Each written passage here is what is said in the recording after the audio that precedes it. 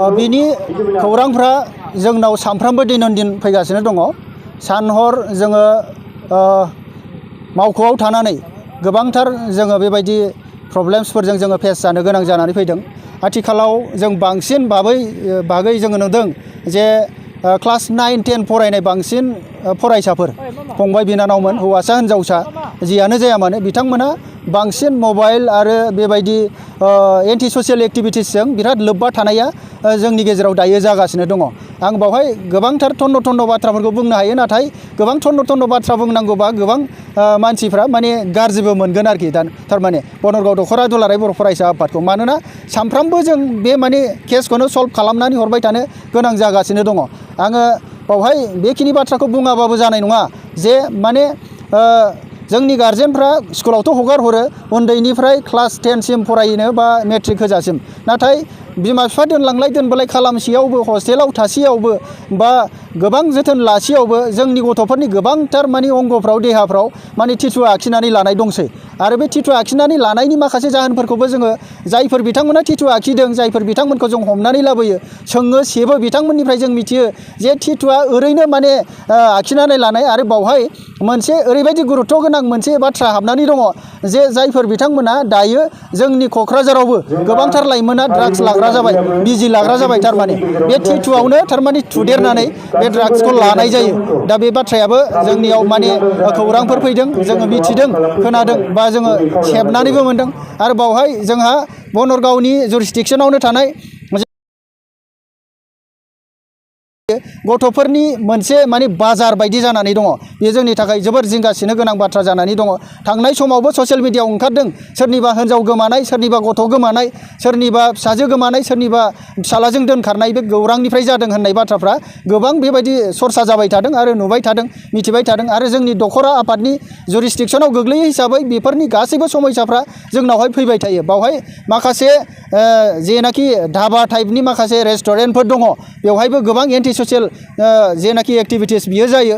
जोङो एबसु हिसाबै जोङो रावनिबो गन्थं मोखां जेनेबा जोङो जानानै होनो बा सोरनिबा लाइफखौ नस्थ' खालामनो थाङा। बेखायनो जोंनिफ्राय जिफोरनाखि फोसावनाय जों मोनोब्लाबो जोङो ससियेल मिडियाआव फोसावनाय जाया। दा बेखायनो गोबांथार लाइमोनफ्रा लाइभबो मोनो। दा बेफोरखौ नोजोर बोयोबा जोङो दुलाराय बर' फरायसा आफादा जोङो जेरैबायदि खामानि मावनांगौ, जोङो माखासेखौ सानै हयै बुजै जों हमथानानै थानाय आरोबाव बिथांमोनखौ लाइ होनाय बायदि जायो। दा जियानो जाया, क्लास 9 आरो 10 नि जायफोर फंबाय बिनानाव, जों बांसिन बेखौ मोन्दों हिसाबै आं बेखिनि बाथ्राखौ बुंदों। आरो बिनि अनगायैबो गुबुन गुबुन फरायसाफोर जायफोर गुबुन गुबुन थाखोआव फरायो, बिथांमोनाबो बेजों लोब्बा दङ। दा क'क्राझारावबो माखासे जोंनि गेजेरावबो, जोंनि हारिनि गेजेरावबो मानसि फालांगि खालामग्रा मानसि जोङो गोबांथार मोननो हाबाय। बेबायदि दङ। थारमाने जोंनि जेनाखि रिपर्ट बावहाय जोङो दाबो नट खालामनानै दंजोबो। जायफोर संसार जानाय, फिसाय जनाय, जायफोर बिसोरनो माने बाजार खालामो। आरो ओरैनो नंखाय ससियेल मिडियायाव इन्सटाग्रामावहाय नंखाय एकाउन्ट खुलिनानै लोगो जालायलायनानै गुबुन गुबुन जायगायाव थांनानै बार्थडे फालिहैयो। गुबुन गुबुन सोरनि बार्थडे जागोन बेखौ बिथांमोनहा गावसोरनो माने अफार होलायलायनानै बार्थडे फालियो। आरो बे बार्थडेआव मोनसे फानलाय बायलाय बा माखासे लिंक लांक खालामनाय हाबाफारिफ्रा जाबाय थादों होननानै जोंनिसिम जेनाखि हमजानाय मानसिफोर बा जों जायफोर बिथांमोनखौ मोनबोदों, बैसोर मानसिफोरनिफ्राय जों मिथिबाय थानो मोन्दों।